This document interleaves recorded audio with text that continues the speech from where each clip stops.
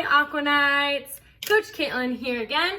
In a new venue, we are in my kitchen because I'm going to talk about some cool recipes I've learned and I found that I just want to share. Especially ones that hide vegetables because vegetables are hardest to get in. Now, before I start, I just want to make sure we're aware, I am not a dietitian, I am not a nutritionist, this is not a meal plan, this is not food advice. It's really just sharing a recipe of like, hey, I've tried this, I like this. And it really goes along with a lot of the things we would talk about on the pool deck anyways. On the pool deck, we talk about making sure you're staying hydrated. We talk about making healthy choices. We talk about getting in your fruits and your vegetables. Sometimes we don't really talk about how though. We just tell kids to stay hydrated and eat healthy and hope that they know it. So here I am just to share what I do personally, just some ideas, and you take them or not, and make sure that you always do what's right for you, your body, your family. Consult a nutritionist, a dietitian, a doctor. Make sure it's okay for you, right? So again, I'm just sharing some tips and tricks of like, hey, I found this recipe, hey, I love this, and here's something to try if you'd like it. So today we're gonna talk about pasta because, I love pasta. What swimmer does not like pasta? We have pasta feeds all the time.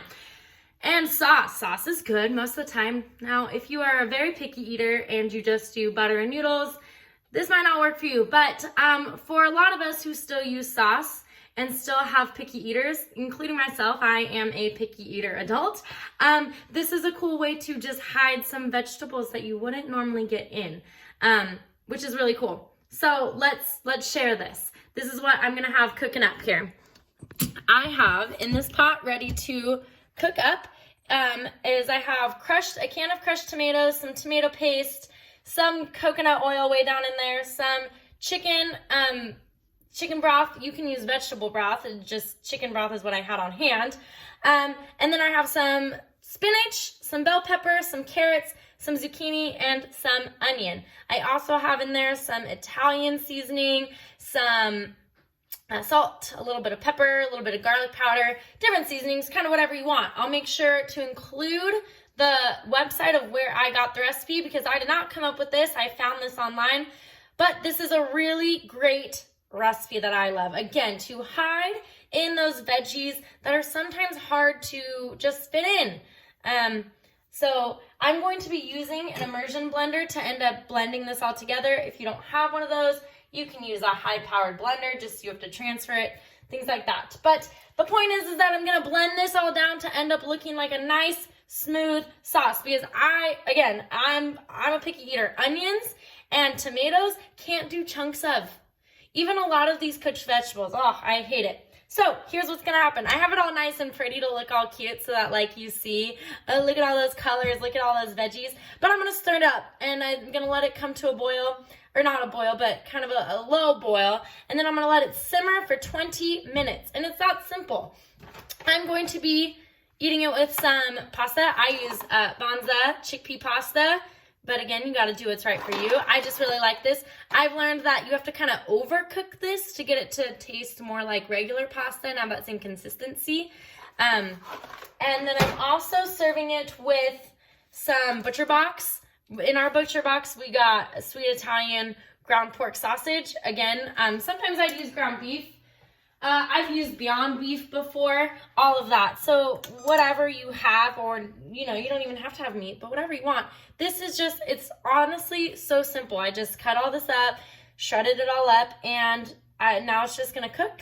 I'm gonna blend it, and the nice thing is, especially if you used ground beef or ground meat of some sort, ground turkey, ground chicken, whatever, some sort of ground meat with it, this is gonna be a little bit gritty. So if you serve it with a ground meat, you'll end up finding that you won't be able to tell what is the little gritty parts of vegetable and what's the gritty parts of the ground meat. So that is that.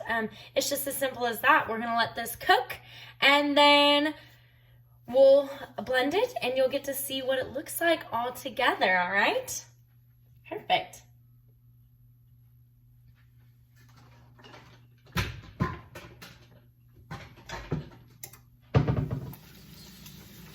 All right, so here we go. It has been simmering for 20 minutes, and so I'm gonna take my immersion blender and just blend this all up. Maybe.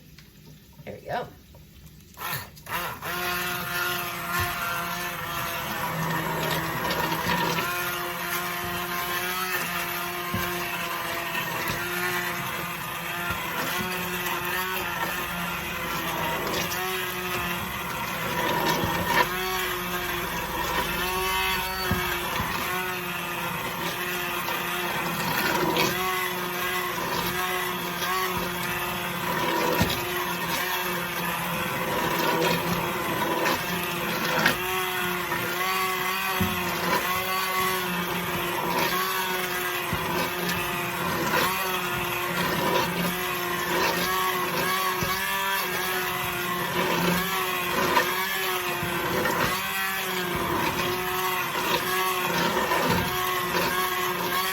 All right, and there you have it. As you can see, it's nice and smooth. So, like I said, especially if you're pairing it with ground meat, it hides really, really well. It's nice and smooth. So that when so really, like even right now, it really does look like more of like a meat sauce. So what's nice is when you pour it over, and all the veggies that are hidden in there, honestly, like I said, I'm a pretty picky eater, and I cannot like taste what's in there. It just tastes like normal tomato sauce to me. So there you have it. I have my nice pasta with my ground meat, my sauce. I'm gonna have some salad on the side, and that is that. All right, so keep on trying different recipes. Hide those vegetables because I gotta hide them to get them all in. And I'll see you next time. Bye.